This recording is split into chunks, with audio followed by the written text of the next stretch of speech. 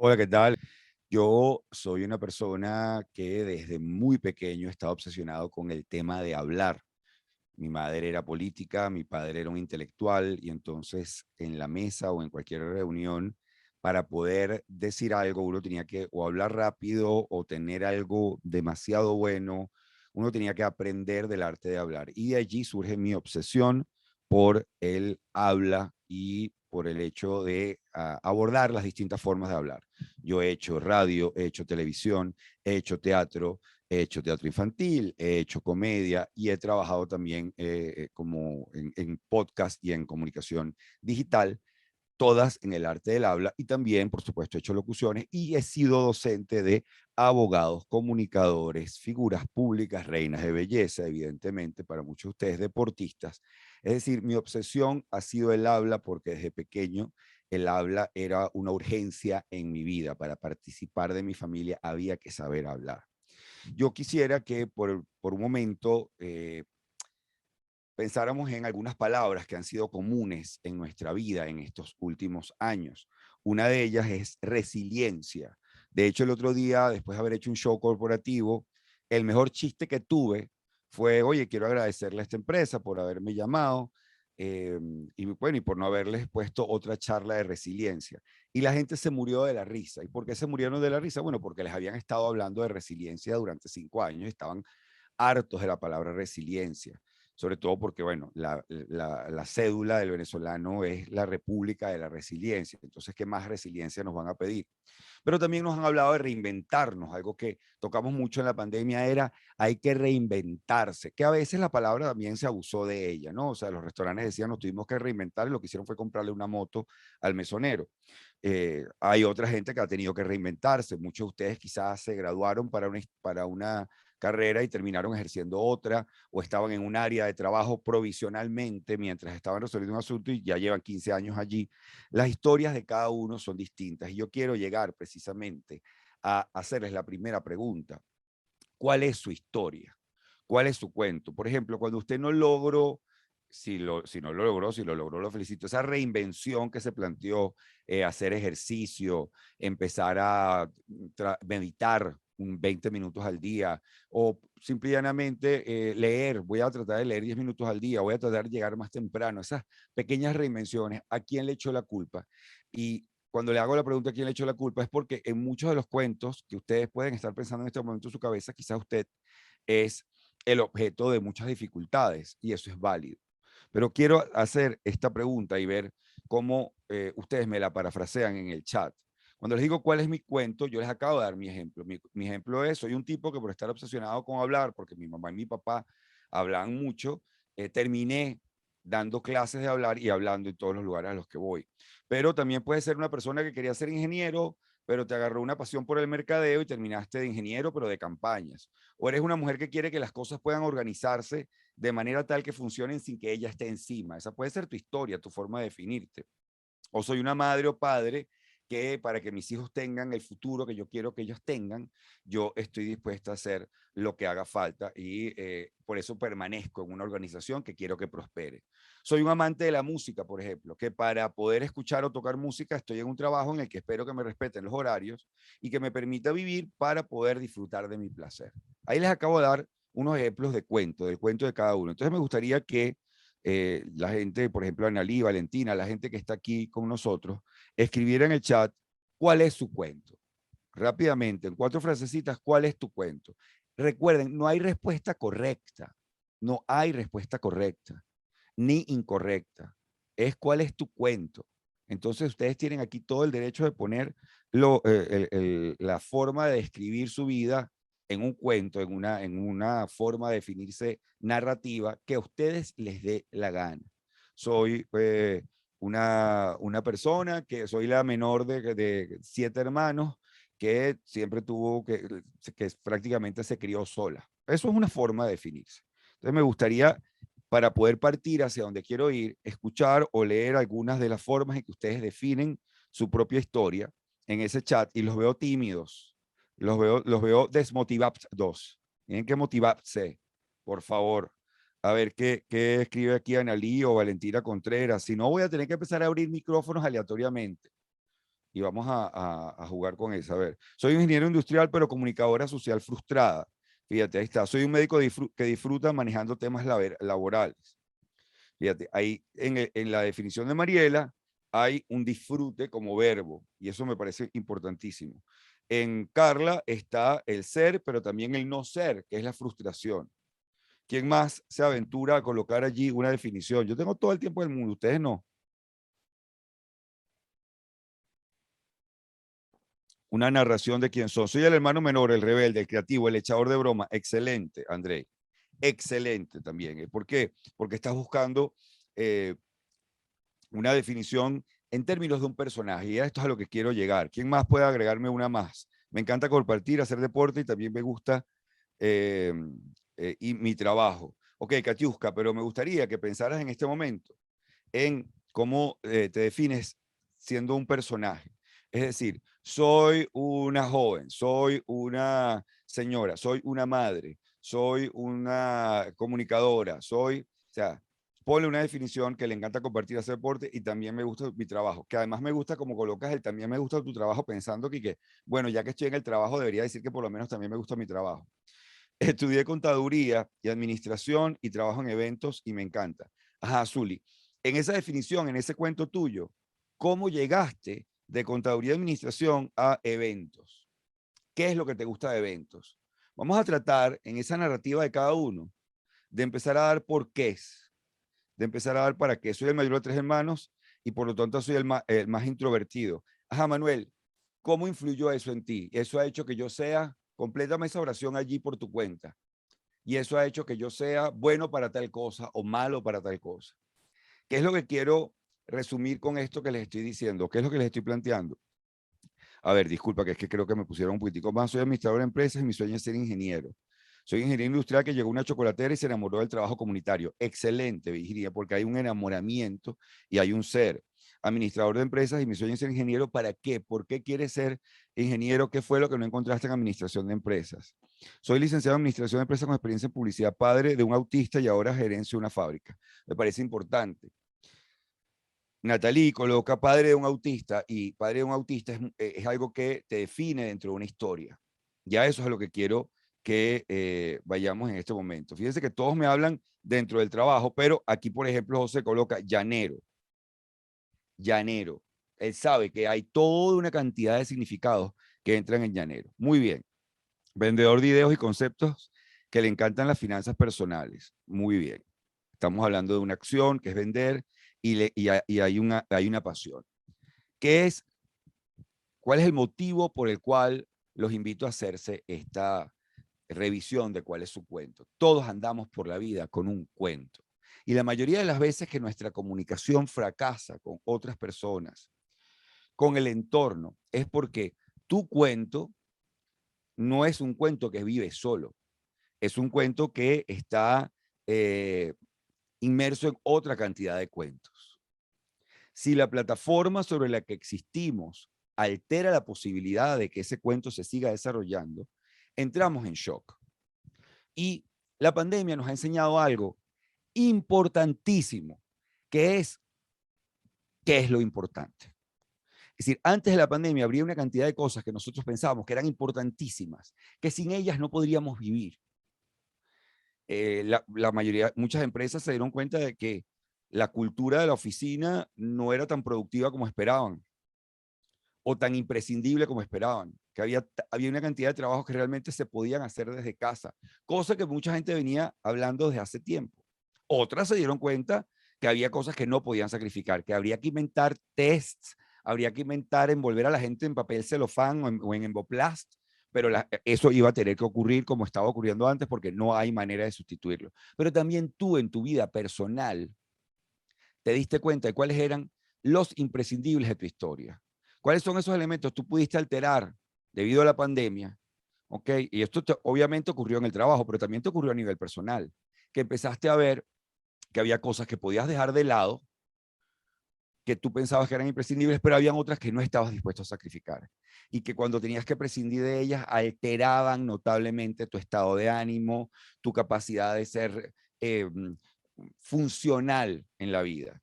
Y a esas a esas áreas de la vida hay que prestarles mucha atención, porque esas son la esencia de nuestra historia, de nuestra narrativa. Repito, cada uno de nosotros se ve a sí mismo dentro de un cuento, se ve a sí mismo dentro de una narrativa, consciente o inconscientemente. Carl Gustav Jung, uno de los fundadores del psicoanálisis, hablaba de esto constantemente, incluso llegó a una cantidad de historias, que son las historias que se repiten a lo largo de la cultura, y todos nosotros tenemos una historia, y aquí ahora les voy a pedir que me coloquen, piensen un momentico cómo se ven ustedes en su historia, cómo se ven ustedes como personaje, y si su historia es un drama, una comedia, una aventura, una tragedia. Dígame cuál palabra de estas les suena y apenas la escuchen, colóquenla en el chat. Un drama, que es un drama es el enfrentamiento entre dos fuerzas. No vayan a creer que un drama es una novela. Una novela es un melodrama. Y pueden colocar también una novela, una aventura, una tragedia, eh, una película de suspenso, una película de terror. Habrá algunos de ustedes que los demás lo definen como accidentado, como a ella sí le pasan cosas, a él sí le pasan cosas. Entonces puede ser una comedia física. Fíjense, aquí colocan aventura, una reflexión, coloca José Gámez. Un melodrama es una telenovela, o sea, y lo puedes decir riéndote de ti mismo. Mi vida a veces parece una telenovela. O hay elementos de tu vida que aunque tú no quisieras que fueran así, termina siendo de telenovela. Eso también es válido. Veamos, aquí han colocado aventura, aventura, reflexión, drama y aventura, aventura. Entonces, ¿qué es lo que ocurre? Mi vida parece una novela, muy bien, y se ríe Luisana. Un viaje, excelente, eso también es un road movie, un drama forever, un viaje mágico. Cada uno de ustedes va caminando por la vida y cuando algo altera esa naturaleza de ese viaje, cuando algo lo detiene, lo impide, cuando alguien detiene el drama, uno se siente fuera del lugar. Y esto en comunicación tiene un rol muy importante, el saber cuál es tu historia y poder intuir cuál es la historia del otro. Atención y pongan mucha atención a este momento, porque es un momento un poco teórico. En comunicación, la mayoría de los docentes que tratamos el tema de la comunicación en todo, ya sea cine, hablar en persona, radio, lo más importante es conocer a tu audiencia. Y para conocer a tu audiencia hay una cantidad de preguntas que uno se hace. Por eso la gente de mercadeo es tan importante, porque la gente de mercadeo te dice dónde está la audiencia, a qué va a reaccionar la audiencia. La audiencia puede reaccionar a sus necesidades, a sus actitudes, a sus motivaciones y a sus valores. Esas son las 4 variables más importantes. Sus necesidades, sus actitudes, sus motivaciones y sus valores. No tienen que anotar eso. Pero para que tengan una idea, todo esto es muy bueno. Y cuando uno habla de empatía, ¿habla de qué? Habla de que uno sea capaz de ponerse en los zapatos del otro, ¿verdad? Eso es lo que generalmente se define como empatía, que yo sea capaz de sentirme como el otro. Pero eso es sumamente abstracto. ¿Cómo es eso de ponerme en los zapatos del otro? La empatía asertiva hace que reconozcamos la historia del otro y anoten una sola cosa para comunicación asertiva y empatía asertiva, si van a anotar algo el día de hoy. No juzgarás. Mirar la vida del otro sin juicio es sumamente difícil porque incluso nuestra propia historia nos lleva a juzgar a otros a partir de nuestra propia historia. Les doy un ejemplo muy sencillo. Todos los que somos padres, cuando escuchamos los problemas de los que no son padres, inevitablemente los juzgamos. Los juzgamos a partir de nuestra propia realidad. Yo cuando escucho los problemas de quien no tiene hijos, a menos que sean unos problemas muy graves, yo generalmente lo que escucho en mi cabeza es ¿qué es lo que quiero decir con eso? Que es natural que desde tu historia tú juzgues al otro. Pero lo que te pide la empatía asertiva es, hazte la pregunta de cuál es la historia del otro. Porque muchísimas veces los problemas de comunicación vienen de el impacto entre dos historias que no son compatibles. No son compatibles porque cada uno está asumiendo algo de la historia del otro en función de su propia historia. Les doy un ejemplo muy sencillo. Tomemos este que yo había escrito aquí, soy una madre o un padre, perdón, soy una mujer que quiere que las cosas puedan organizarse de manera tal que funcionen sin que yo esté encima. Esto me lo escribió una vez una gerente. Y hablamos de un motorizado que ya tenía, un mensajero que ya tenía, que a las 5 de la tarde del jueves ya estaba que le picaban los pies, le picaba todo para irse. Y en la cabeza de ella, la historia de él era la historia de un tipo que se iba a echar palos, que tenía una mujer por ahí, que no puede ser que este hombre a las 5 de la tarde de los jueves se quiere ir cuando todavía aquí quedan cositas por hacer, más ahora que dependemos tanto de los mensajeros. Entonces ella tenía toda una historia montada sobre él. La historia de él sobre ella era una historia de esta tipa es una explotadora, esta tipa no sabe que yo tengo que salir a las 5 de la tarde porque a las 5:30 de la tarde tengo que estar en la terapia de mi hijo que tiene un problema de motricidad y que para que me le hagan la terapia, yo tengo que estar allí porque yo tengo que aprenderme los ejercicios porque luego yo se los tengo que hacer el resto de la semana a mi hijo. Ella no sabía nada de esa historia, ni él sabía nada de la necesidad de ella de que las cosas funcionaran sin que ella estuviera encima. Por lo tanto, en su historia, el hecho de que ella tuviera que estar vigilando que un tipo no se fuera antes de las 5:30, que era el horario que tenía, la desesperaba, porque le estaban arruinando su historia, porque ella había logrado que otros se gestionaran a sí mismos dentro de la oficina, pero no había logrado con él que atentaba contra la historia de ella y ella atentaba contra la historia de él. Cuando yo los siento a los dos para hablar, y cada uno dice en una cámara aparte, ¿qué es lo que tú crees que pasa con él? ¿Qué es lo que tú crees que pasa con ella? Y luego se ven en los videos cada uno. Lo primero que hicieron fue reírse. Y eso me pareció la reacción más valiosa. Porque al reírse estaban reconociendo cuán absurdas habían sido las presunciones que cada uno había hecho sobre la historia del otro. Cada uno tenía al otro dentro de su historia como su enemigo. Si tú colocas al otro como tu enemigo dentro de tu historia, es imposible que te comuniques con él. Es imposible que te comuniques con él porque lo estás juzgando. Estás asumiendo que él en tu historia es el antagonista. Él es un disruptor de tu historia, de lo que tú quieres lograr.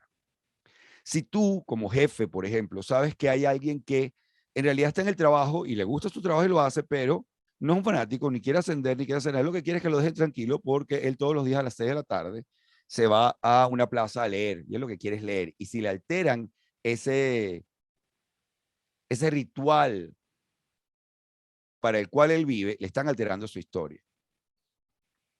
Si esa persona sabe quién es él, sabe hasta dónde le puede pedir, sabe inclusive con qué puede negociar a la hora de comunicarse con él. Entonces, esto que estamos planteando en la empatía asertiva es ponte en la historia del otro. Trata de entender quién eres tú en la historia que el otro tiene montado en su cabeza. Porque en muchísimos casos, cada uno tiene montado, o sea, esto es algo que pasa, por ejemplo, en parejas, no importa que lleven 15 años de casados, nos vamos a encontrar con ese fenómeno donde creemos que nuestra pareja estaba haciendo algo. Por ejemplo, yo pensaba que mi esposa sentía que yo hacía mucho ruido cuando yo lavaba los platos. Entonces yo cada vez trataba de lavar los platos como ese que está concentrada, ese que la molesta el ruido, que sé yo, voy, déjame ver cómo lavo esto de una manera más sencilla. Y ella venía y me cerraba la puerta y digo, oye, si me estoy haciendo ruido. Entonces yo me montaba toda una historia de que a ella le molestaban el ruido que yo hacía, le parecía que yo era ruidoso y hasta lo traducía a otros espacios donde debe ser otra vez que estoy siendo ruidoso. Resulta que un día le digo, pero ¿por qué tú me cierras la puerta? Y la respuesta de mi esposo fue, bueno, me dio un ataque de risa. La respuesta de mi esposo fue, a mí no me gusta verte lavando platos, pero yo no te puedo decir que no laves platos, porque es parte de, bueno, de todo lo que hemos hecho las mujeres, el que compartamos las labores del hogar. Sin embargo, hay algo en mi crianza, yo soy hija de militares, que hace que a mí no me gusta ver un hombre lavando platos. Bueno, fíjense ustedes la diferencia entre la historia que yo tengo montada en mi cabeza y la que ella tiene montada en su cabeza. Y lo difícil que es para personas saber esa historia cuando incluso teniendo 15 y 10 años de casados, ese tipo de cuestiones pueden surgir en medio de la comunicación. Porque no se trata de poner, ¿saben lo que es difícil? Ponerse en los zapatos del otro. Una vez en una empresa, nosotros hicimos un ejercicio donde le pedimos a los gerentes, dibujamos una especie de mapa de la ciudad. Y en ese mapa pusimos, pues en caricatura, ¿no? Pero pusimos que sí, kiosco de comida, restaurantico ejecutivo, puesto de perro calentero, feria de centro comercial. Y luego pusimos tecnológico, universidad, escuela, todas las posibilidades educativas. Y luego pusimos distintas urbanizaciones de todo tipo en caricatura. Y decía, bueno, ¿cuál es el recorrido que tú crees que hace? ¿Dónde crees que tú va este empleado cuando sale del trabajo? Y ninguno fue capaz de imaginarse de una manera ni siquiera cercana cómo era el recorrido, a qué cosas tenía, si alguno de ellos estudiaba o no estudiaba después, si alguno de ellos tenía que ir a recoger o no recoger a sus chamos a un colegio, a una entidad deportiva o a su esposa y luego recoger un niño en casa de los suegros, que eran de los abuelos, que eran quienes se lo cuidaban. Entonces, esa empatía es dificilísima. Ponerse en los zapatos del otro es algo sumamente difícil. De la misma manera que muchísimas veces yo me busco rollos con los obreros cuando trabajo con obreros y me dicen, bueno, lo que pasa es que ese tipo está allá arriba en aire acondicionado y uno está aquí arriba pasando calor. Y yo le digo, ¿tú te imaginas tomar la decisión incorrecta porque tienes mucho calor? Fíjate que si tú arruinas, era una fábrica de sillas, si tú arruinas una silla aquí, se pierde una silla. Si tú dañas una máquina, bueno, se pierde el trabajo de esa máquina durante un día. Pero si ese tipo que está allá arriba se equivoca en un precio de materiales, en una orden, en un proveedor, en una campaña, se puede perder la empresa completa. Se pierden todos los trabajos. Entonces, hay una razón por la cual el que está allá arriba tiene aire acondicionado. Podemos discutir otras, pero no utilices el aire acondicionado como un argumento porque estás dejando de ver cuál es la historia del otro, qué es lo que el otro está viviendo. Para ejercitar esa capacidad de salir de nuestro cuento y ubicarnos en el del otro, hay que entonces suspender el juicio. El otro no puede ser un antagonista dentro de tu historia. La pregunta que te tienes que hacer, tú tienes que pasar cuando tengas un choque comunicacional de él no me está entendiendo, a en qué historia estará él que está tan lejos de lo que yo quiero que comprenda. O, y esta también es válida, en qué historia estoy yo tan metido que no logro llegar a él o a ella con quien me estoy comunicando. Esa herramienta de no solamente preguntarte por qué no le estoy llegando, o sea, por qué él no me entiende, sino desde dónde estoy yo que él no me entiende, que no me logro hacer entender. Hay que componer ese verbo en dos sentidos. O él o ella no entiende, o yo no me hago entender. Y para hacerte entender, tienes que revisar tu historia. Aquí la pregunta entonces válida a este momento es, ¿cómo se coteja? ¿Qué lugar tiene en mi historia la empresa en la que estoy? Mi lugar de trabajo. Porque si tu empresa o el lugar de trabajo en el que estás es un obstáculo para tu historia, tienes que ser honesto contigo mismo y con la empresa y decir, yo tengo que buscar en qué espacio esta empresa, esta historia que yo quiero vivir, se va a hacer realidad. En Google, el quinto día o un quinto del tiempo se lo entregan a los empleados para que trabajen en sus propios proyectos, proyectos que nadie les ha asignado, proyectos que ellos consideren que son valiosos. Y creo que es un 32% de los productos de Google, y a veces hasta en un año han sido hasta el 45%, han salido de esos proyectos donde el otro tiene pasión, porque cuando el otro está viviendo su historia, está apasionado. Por eso era para mí muy importante cuando ustedes colocaban, bueno, fíjense que ustedes todos colocaron la palabra aventura, pero me encanta, mi pasión, mi sueño, ganas inmensas. Es decir, cuando colocamos esos verbos que tienen que ver con la emocionalidad, estamos demostrando que ese cuento para mí tiene una conexión emocional y las emociones no se deben descartar. Acaba de salir un libro que se llama Emotions y es de un tipo que ha trabajado también con Subliminal, ha trabajado con una cantidad de tendencias psicológicas y el principal factor que quiere resaltar es las emociones no son nuestros enemigos. Nosotros a veces creemos que las emociones son nuestros enemigos, para tomar una decisión racional tengo que hacer esto y muchísimas veces ¿qué nos pasa? Racionalmente colocamos dos columnas y en esas dos columnas colocamos los pros y los contras de algo. Los escribimos. Todo indica que hay que hacer A, pero yo quiero seguir haciendo B. Y la racionalidad no me da, pero mi emoción me lleva a B. Incluso cambio de día, a ver si es que lo que decimos consultar con la almohada es déjame resetear el sistema, déjame ver si mañana con otra emoción sigo sintiendo lo mismo. Y resulta que el otro día con otra circunstancia, otra emoción, sigues sintiendo lo mismo y haces B y resulta que B era la decisión correcta.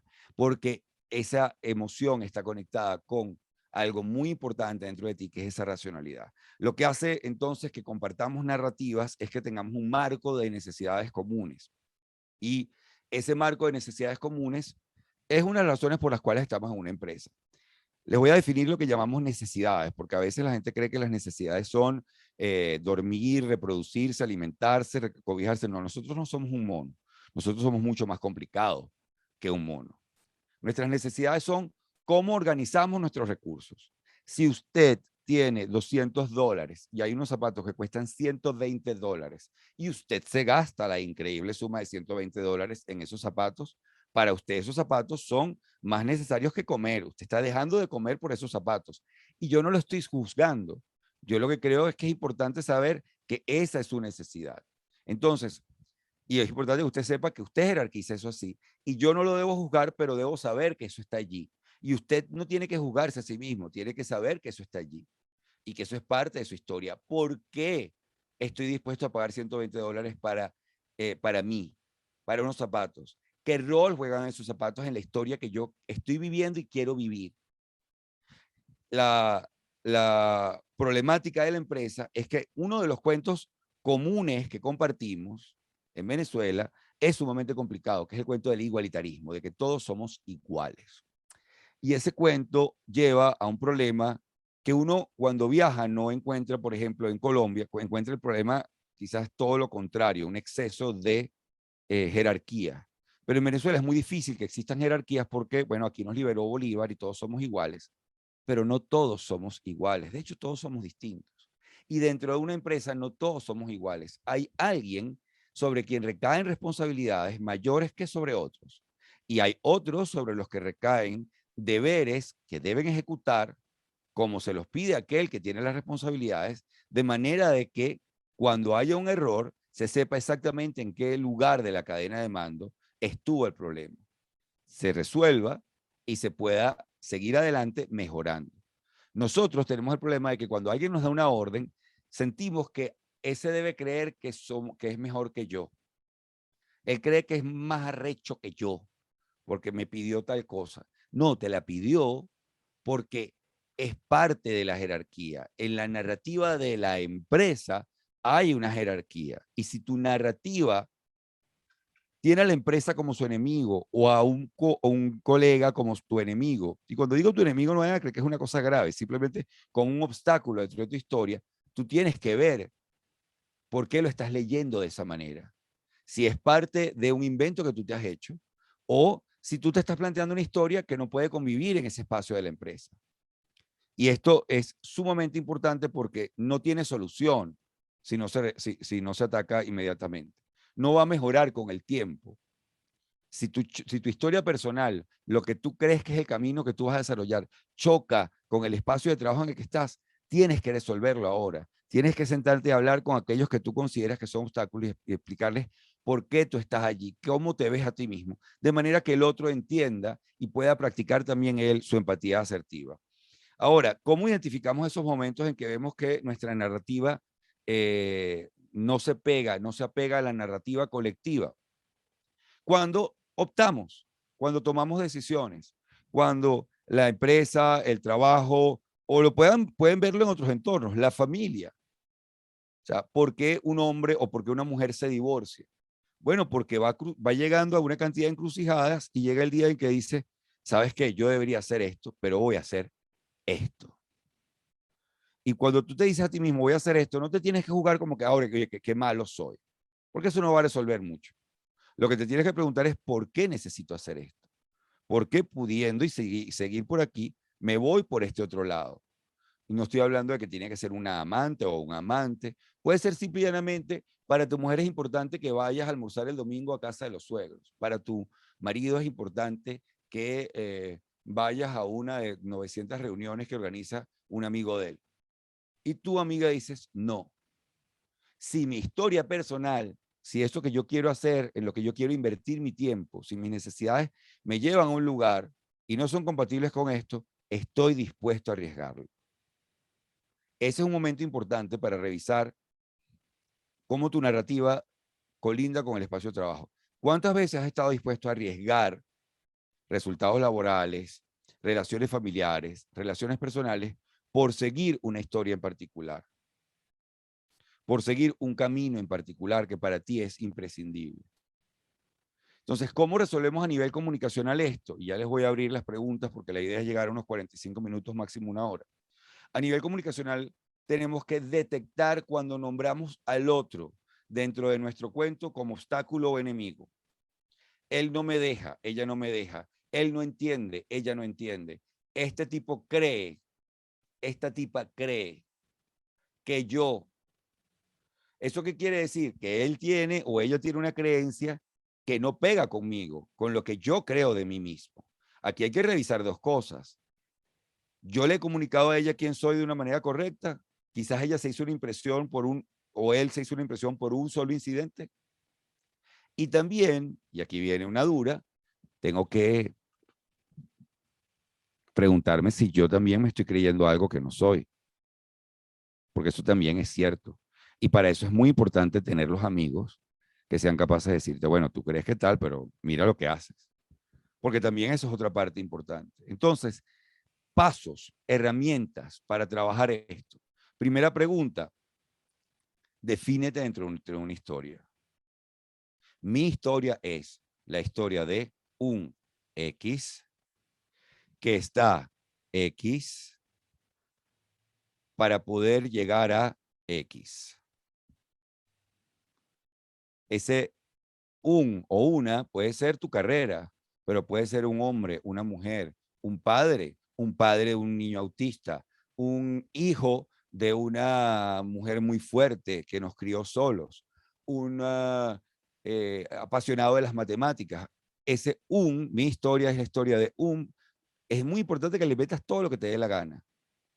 Que está, y aquí viene un verbo, construyendo, tratando, evadiendo. Tu historia también puede ser un momento de sinceración, que está evadiendo constantemente el recuerdo de lo que él quería hacer y no ha hecho. Y está en camino a resolver cómo va a ser su nueva vida. Luego, hazte la pregunta para que la comunicación funcione de aquella persona con la que no está funcionando tu comunicación. Ajá, ¿cómo me ven los demás? ¿Cuál es la historia del otro? ¿Cuál es la historia de ese colega con el que no logro la comunicación o con quien me tengo que comunicar más positivamente? ¿Cuál es la historia de cada una de las personas que tengo a mi cargo? ¿O cuál es la historia que se cuenta esa persona que está por encima mío y a quien tengo que responder? Y entonces, ¿qué lugar tiene cada uno en la historia del otro? Él es el antagonista, él es el malo de la película, o él es el consejero que le da sentido común, que le da ideas de sentido común, o él es el embajador de un mundo que yo no conozco, pero me gustaría conocer.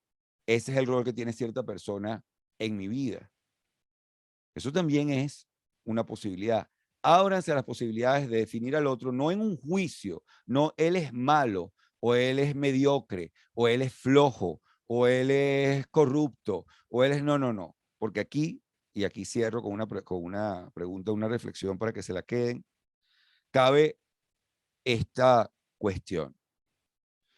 Piensen en este momento en alguien que ustedes detestan. Y eso es válido. Uno tiene su gente que uno detesta o de la que uno tiene la peor opinión posible. Y puede ser una figura de cualquiera, del deporte, la política, lo que ustedes quieran. Y háganse esta pregunta.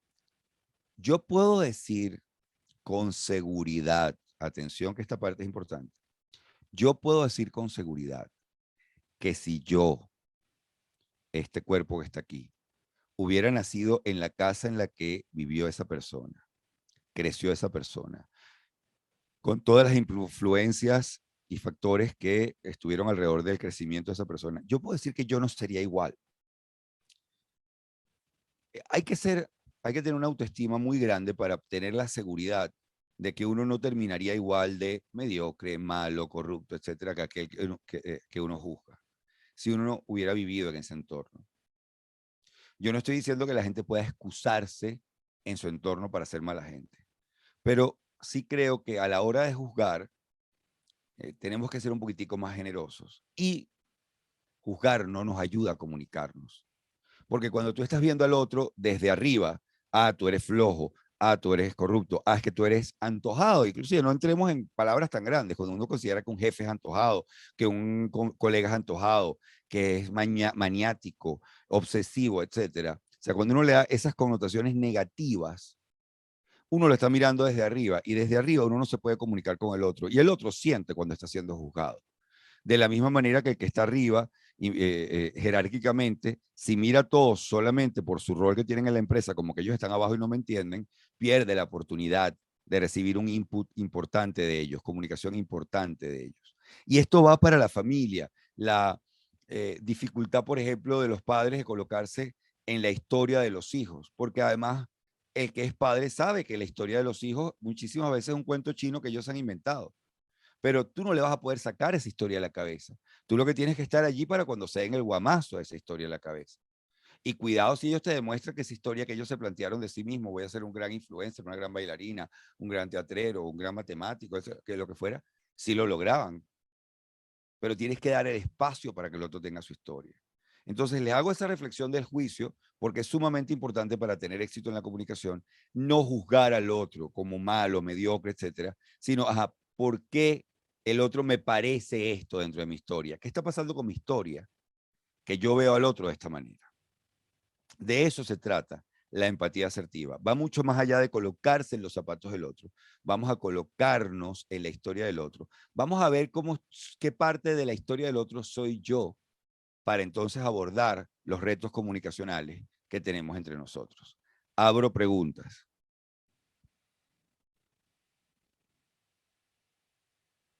Ok, aquí hay unas preguntas. eh, hay una pregunta que es esencial. Herramientas para saber indagar historias. Ok, háganse esta pregunta sobre cualquier persona antes de inclusive de hablar con ella, sobre todo porque aquí hablan que no todo el mundo está dispuesto a comunicar. Si el otro nada más mira el vestuario del otro y viendo el vestuario del otro, el vestuario informal del otro, te metes en su Instagram, porque además tenemos una herramienta maravillosa. El otro no tiene que contarte nada, el otro ya te lo está contando. Cuando tú te metes en las redes sociales de alguien y tú ves su ropa informal, sus hobbies, ajá, ¿qué pinta tiene? Tiene pinta del héroe de la película, del galán de la película, de el exitoso de la película, del chico duro, del chico malo, o de la chica mala, o de la chica dura, o de la chica sexy, o del chico sexy. Es decir, ya en el Instagram él te está proyectando cuál es su aspiración. Ella te está proyectando cuál es su aspiración. Ya en su ropa, lo que él está dispuesto a poner en sus zapatos, en su bolso, en su celular, él te está diciendo que, cuál es el personaje que quiere ser en una película. Y eso te da una idea.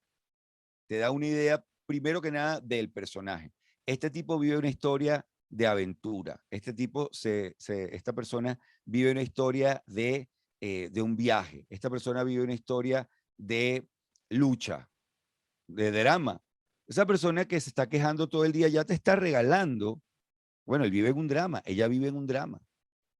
Entonces, que yo voy a dejar que ella o yo voy a dejar que yo sea uno de los antagonistas de su drama o voy a hacer una plataforma de ese drama o voy a dejar que me chupe su drama y me convierta en uno más de los que tienen que pasarle la mano por su drama. O sea, eso también es un elemento que tienes que explorar, pero ¿cómo haces? Bueno, observa, observa más allá de, cierra los ojos y pregúntate, ajá, ¿a dónde fue esta persona? Pero para eso tienes que estar dispuesto a observar al otro más allá de lo que normalmente lo observas, a la otra más allá de lo que normalmente lo observas. ¿A qué hora llega? ¿A qué hora se va? ¿Para dónde fue? ¿De qué está hablando? ¿De qué se ufana? ¿Qué quiere que los otros sepan sobre él? ¿Qué cuenta en esa, donde está la jarra de café, en el pantry de la comida, en el estacionamiento, en sus redes sociales? ¿Qué cuenta? Es decir, qué es lo que él quiere? ¿Qué es lo que ella quiere que sepamos de él? Respóndase esa pregunta. Esa es una herramienta sumamente útil. La pregunta de qué es lo que él quiere que sepamos de él. Cuando manejas directamente o interactúas con 35 personas para conocer y memorizar la historia de cada uno. Bueno, Natalie, voy a hacer una rata. Hay dos maneras. Una, bueno, sí, conocerse la historia de cada uno. Es muy rudo porque además con la rotación que tenemos hoy en día en las empresas venezolanas, cuando te sabes la historia de 35, ya se fueron 39, y estás en -4. Una locura. Pero también hay clusters de historias. Tú puedes tener, o sea, es una forma, tú puedes tener, bueno, aquí están los dramáticos, donde yo soy una fuerza que constantemente les está exigiendo. Aquí están los trágicos, yo soy el enemigo. Aquí están los de aventura, que constantemente convierten cualquier cosa que yo les mando en un reto, a veces para bien, de hacerlo increíble, o a veces para arriesgado, porque les gusta, ajá, vamos a ver si lo logramos hacer en menos horas de lo que la esa persona nos dijo, con menos recursos. Mm, Dejando que la hora o el cierre se acerque cada vez más sin que hayamos hecho nada, de manera de vivir la emoción, la aventura. Para que esto sea entretenido necesitamos aventura. Divídelos por clusters, por grupos, y eso te ayuda en el lenguaje a cómo le voy a pedir algo. Voy a colocar dentro de lo que yo le pido inmediatamente cuál es la ventaja para su historia, el lugar que tiene su historia, lo que les estoy pidiendo. Miren, a ustedes que les gustan las misiones imposibles, ahí tienes los aventureros. Tú que estabas buscando una tarea para terminar y poder salir temprano para poder ir a resolver lo de tu papá, necesito entonces que hagas esto y te puedes ir. O sea, te estoy colocando a la comunicación dentro de la historia que tú tienes planteada. Tú que, y lo digo porque fíjense que aquí mucha gente decía, eh, tengo una pasión. Bueno, ¿a ti qué te apasiona tal cosa? ¿A ti qué te apasiona tal cosa? ¿A ti qué te apasiona tal cosa? Toca esa pasión. ¿Cómo definir la línea que define lo que me debo creer y lo que soy para no afectar la autoestima, ser engreído? ¡Ah, qué buena pregunta, Edgar! Es muy difícil. De hecho, el objetivo de la terapia psicoanalítica es descubrir cuál es la historia que te has montado y cuán real es. Pero sí hay ciertos elementos. Creo que uno de los más importantes es tener amigos. Amigos de verdad. Amigos que estén dispuestos a decirte, bueno, pues si tú quieres hacer eso, sabes que lo que estás haciendo no va por ahí. Yo siempre he dicho que el amigo verdadero es el que está dispuesto a decirte eso que pone en riesgo la amistad, porque te valora a ti más que la relación. Y eso es una verdadera amistad. Tener amigos es el primer elemento, Edgar. El otro es que hay que tener claridad de que uno no debe apuntar bajo, uno debe apuntar a una historia grande, no infinita. No, yo no soy quien para decir si vas a lograr o no vas a lograr lo que propone tu historia, pero no debes definir la historia en función de un objetivo específico. Te voy a dar un ejemplo. Tú no puedes ser un actor pensando yo voy a tener un Oscar. Bueno, eso puede ser válido o no, pero yo voy a ser un gran actor. Yo un día voy a hacer un gran papel de una obra de Shakespeare o de Cervantes. Ok, eso y saber hacer uno de esos papeles es una gran tarea, pero para eso hay un trabajo que hacer. El amigo es el que te dice, tú sabes que no estás haciendo el trabajo, ¿verdad? Mi comunicación más difícil es con mi hija de 8 años. Es difícil que escuche y obedezca. ¿Cómo se puede mejorar la comunicación con los hijos? Bueno, con los niños ya hay otros factores aquí, Jetsi. Y te voy a ser honesto. Cuando yo le quito la tableta y los celulares y todas las pantallas a mis hijas, tenemos una hora que es el infierno. Ojo, esto también se ve en algunos lugares de trabajo. Hay ciertas distracciones que uno se las quita y es un infierno durante una hora. Son unas drogadictas con la mona, lo que llaman comúnmente la mona, que básicamente están sufriendo la deficiencia de. Y luego de una hora empieza lentamente un proceso, perdón, empieza muy rápidamente un proceso en el que se vuelven las personas más dulces del mundo. Y lo he comprobado y lo he vivido y anotado. Entonces tienes que descubrir, a veces no solamente las tabletas, a veces el azúcar, a veces el sueño, es decir, cuáles son los elementos físicos, porque en el caso de los niños, lo físico juega un rol importantísimo, donde tú estás vulnerable, o donde ella, perdón, está vulnerable y le cuesta ese proceso de comunicarse contigo. Va a ser de todas maneras difícil, porque ella es una niña que nació en el mundo digital y uno entró en él. Entonces, para ella, la página de un libro que no se mueve y no tiene animaciones es un absurdo. Y eso lo tienes que tener claro, pues hay un espacio difícil. A ver, muy bien. Vamos a ver qué otras preguntas tienen, ya que vamos por los 52 minutos.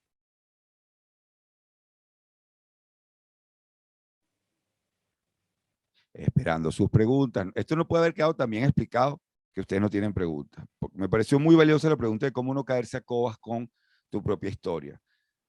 A veces uno tiene que empezar cayéndose a cobas y curiosamente lo logra. A ver.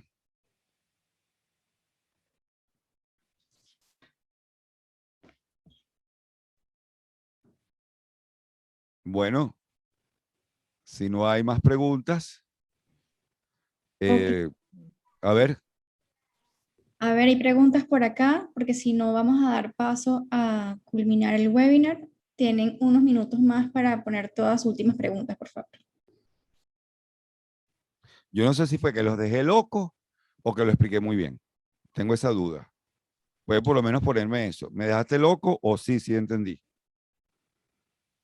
Ajá, ahí está una. ¿Cómo sé que comunico bien lo que digo? Bueno, porque encuentras la diferencia, o sea, porque obtienes el resultado. O sea, yo creo que en el momento no lo sabes cuando se convierte en un resultado. No sé si me comprendes, José.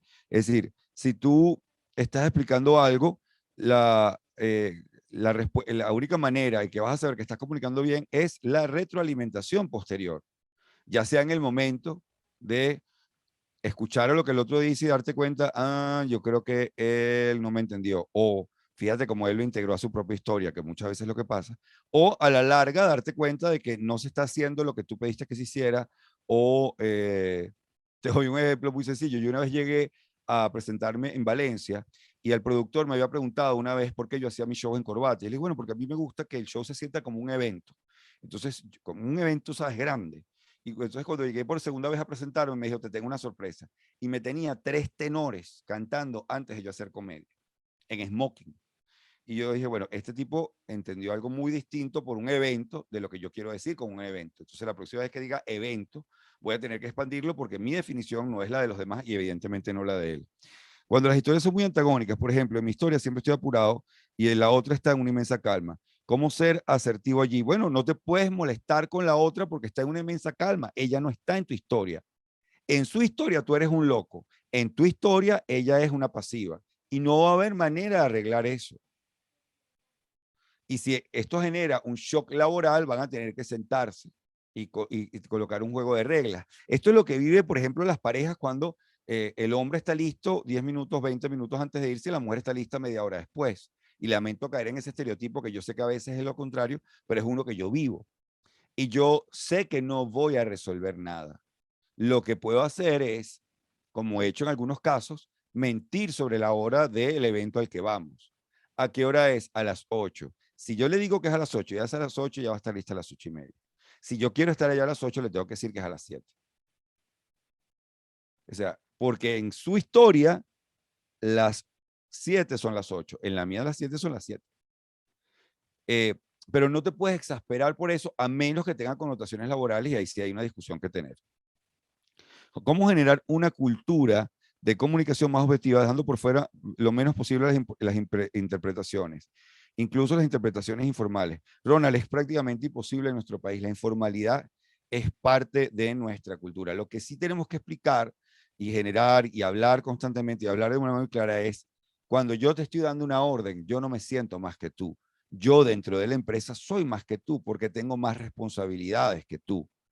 Y aunque tú sudes más o sientas que lo que tú haces es más, o sea, eso lamentablemente hay que explicarlo, porque la lógica del igualitarismo, que es parte de nuestra narrativa nacional, es que el otro se siente más que yo porque me discrimina. El otro se siente más que yo porque se las tira porque es su manera de someterme. Y eso lamentablemente te lo vas a encontrar. Ahora, con respecto a la informalidad, yo creo que ese clima se puede colocar, se puede pedir a una empresa, pero uno tiene que estar dispuesto a pagar el precio. Y el precio es que nunca vas a ser visto como el amigo de todo el mundo. Y eso está bien. Eso en liderazgo no está mal, aunque se crea lo contrario. ¿Qué se hace para que mi comunicación sea asertiva? José, preguntarte, escuchar verdaderamente al otro después de que te comunicas para realmente, y hacer preguntas para realmente saber si te están entendiendo como tú crees que te están entendiendo. No dar por sentado que el otro entiende que dentro de mi historia él tiene que ejecutar tal y tal cosa. Hacerte la pregunta de él en su historia, ¿cómo me está viendo? Y para eso, como te dije, tienes que preguntarte cuál es su historia. ¿Cómo podemos desarrollar el no juzgar si algunas veces es producto de nuestro sistema de creencias? No, no. La pregunta que tú acabas de hacer es importantísima, Baez.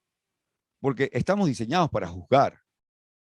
Ahora, lo que podemos hacer es prender alarmas cuando utilizamos ciertas palabras en nuestra cabeza o inclusive hablando con nuestra esposa, nuestro compañero, nuestro amigo, de alguien con quien nos queremos comunicar. Cuando nos digamos es flojo, cuando nos digamos es mediocre, cuando nos digamos es idiota, detengámonos. Y hagamos la pregunta, ¿y si no fuera idiota? ¿Y si no fuera mediocridad, sino otra cosa? Esa es la manera. Tú no vas a poder juzgar, pero quizás puedes evitar que tus juicios condicionen tu posibilidad comunicacional. A eso es a lo que me refiero. No, tú no estás juzgando cuando quieres saber la historia del otro, Jessica. Tú estás juzgando cuando ves, te voy a dar un ejemplo clásico que todos hemos cometido. Vemos una parabólica, una antena de DirecTV pegada de un rancho y decimos, qué bolas, por eso están como están. Y sin embargo, cuando se han hecho estudios, uno se da cuenta que esa persona no es dueña de esa propiedad, así que si le mete mucho dinero a esa propiedad, a ese rancho, a lo que fuera, lo está perdiendo. Dos, hay ciertas zonas de caseríos, de barriadas, en las cuales no conviene estarle mostrando al otro que tú tienes tanto dinero como para estar frisando una casa o lo que fuera y resaltar de las demás. Tres, esa persona que vive en esa casa, o en ese rancho, en esa vivienda popular, no llega a su casa y luego dice, voy a salir a un centro comercial, voy a salir a una plaza, voy a salir a trotar, voy a ir al gimnasio. No llega y se tiene que quedar allí. Con lo cual, para él, ese sistema de cable que el cual tiene acceso por esa antenita, que además no paga el mismo monto que tú, porque tienen otros planes y otras formas de acceder a esos contenidos, es una necesidad tan grande como la tuya de tener un iPhone o de tener Netflix o de cualquiera que sea lo que quizás otros te ven a ti y te dicen, oye, qué bolas, tienes al hijo en tal colegio, pero tienes Netflix o tienes tal computadora o tienes fibra óptica. Cada quien cae en la trampa de ver la realidad del otro desde nuestra realidad y no desde la de él. Y es normal porque no tenemos otra realidad sino la nuestra. La invitación aquí es a imaginarse y a tomar datos para construir una versión de la historia del otro que no sea simplemente un figmento de nuestra imaginación.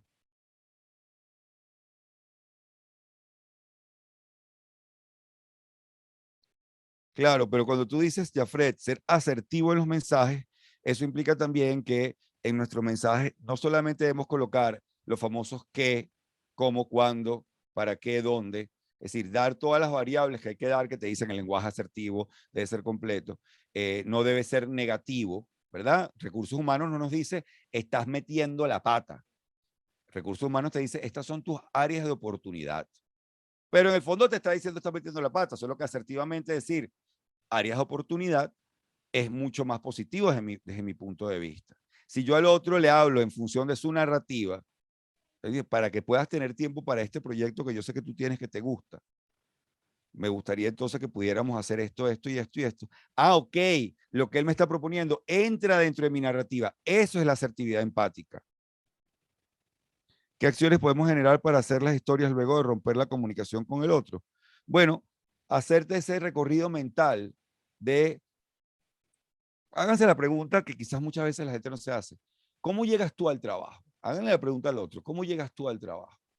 Y van a descubrir que, bueno, hay gente que tiene una cola, hay gente que tiene carro, que tiene moto, hay gente que toma una buseta, que tiene otra buseta, que toma un metro, que no toma otro metro, que se traslada en burro. Vas a descubrir ya una cantidad de variables que te dice, claro, por eso esta persona llega como llega al trabajo.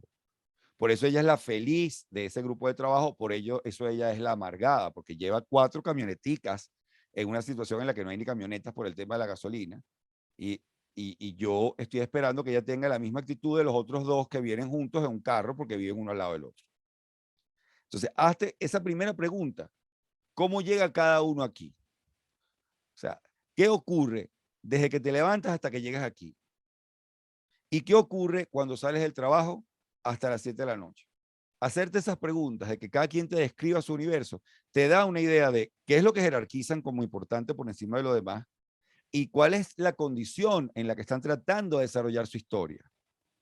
Debemos preguntarles las expectativas del otro para conocer su historia. No necesariamente. Pregunten acciones. ¿Qué haces antes de llegar? ¿Qué haces pues que sales aquí? ¿Qué hiciste el fin de semana? Y si empiezas a sumar varias acciones, te vas a dar cuenta de que inclusive así el otro esté consciente o no, él está fijándose una meta. A veces la meta es disfrutar de la vida y eso tiene su costo y tiene su inversión. Pero eso te va a dar una idea. Y luego vas a establecer la cercanía que hay entre las acciones del otro y lo que el otro cuenta de sí mismo. Pero eso ya es otro tema. En cualquiera de los dos casos, tú te estás insertando entre una historia que el otro vive. Me pasa cuando hablo tranquila y solicito algo a los otros, no se me hace caso. Y cuando lo digo enfadada, sí tengo respuesta. ¿Por qué pasa esto? Porque en los otros, y eso pasa muchísimo en Venezuela, eh, vivimos en gerencia por operación. Solo movemos el rabo cuando vemos que el otro está en el extremo. Y si uno tiene un equipo así, bueno, va a tener que jugar con eso. Osmel Sousa utilizaba un método de gerencia que era tenernos a todos locos absolutamente. Todos los días pedía una cosa distinta. Y eso era positivo para él porque nos tenía todos activos, pero era negativo porque llegaba un momento en que dejabas de tomarlo en serio. Si todo para ti es negativo, si todo para ti es que ya tú has generado un personaje que es el personaje bravo. Y eso, revertirlo es sumamente complicado a menos que hagas una intervención completa de tu equipo. O sea, ya tú eres ese personaje, lamento decírtelo. Y no digo lamento, cumplo con decírtelo, porque eso puede tener un elemento positivo. Tú sabes qué es lo que tienes que hacer para que se logren las cosas. Ahora, si quieres que las cosas ocurran sin que tú hagas eso, bueno, tienen que empezar a ocurrir consecuencias en las cuales tú, sin haber gritado ni nada, generaste consecuencias para los demás por no haber hecho lo que había que hacer. Podemos comprender la historia y sabemos qué hacer para ajustarnos, pero nos negamos a ceder. Nos preguntamos por qué yo debo hacerlo más fácil para el otro si yo tengo una mejor forma de hacerlo o tengo la razón. Bueno, si tienes una mejor forma de hacerlo, probablemente, Luisana, lo estás diciendo en función de porque obtengo resultados. Ahora, ¿cuán sostenible es a largo plazo ese tipo de gerencia? Y tengo la razón y tengo una mejor forma de hacerlo, es un poco soberbio. Es no darte cuenta de que quizás el otro tiene algo que enseñarte. Y yo creo que eso es un buen punto para ir cerrando. Tenemos 23 mensajes aquí. Yo he podido comprobar que me comunico mejor con el personal de la fábrica, cada uno en privado y no en grupo. Y hay que hacer ese trabajo, porque en grupo vas a responder a la presión grupal. Gracias a todos ustedes y gracias por la honestidad y por lo que han colocado aquí de preguntas y de historias, porque me parece que inclusive se tomaron la molestia del ejercicio mental complejo que les estaba proponiendo. Hay un tema que es la incertidumbre y eso lo manejaremos en otro seminario más adelante. Y el humor también puede tener un rol en todo esto, porque veo que se toman demasiado en serio a sí mismos. Y eso ya hay que abordarlo, pero en otro momento. Muchísimas gracias.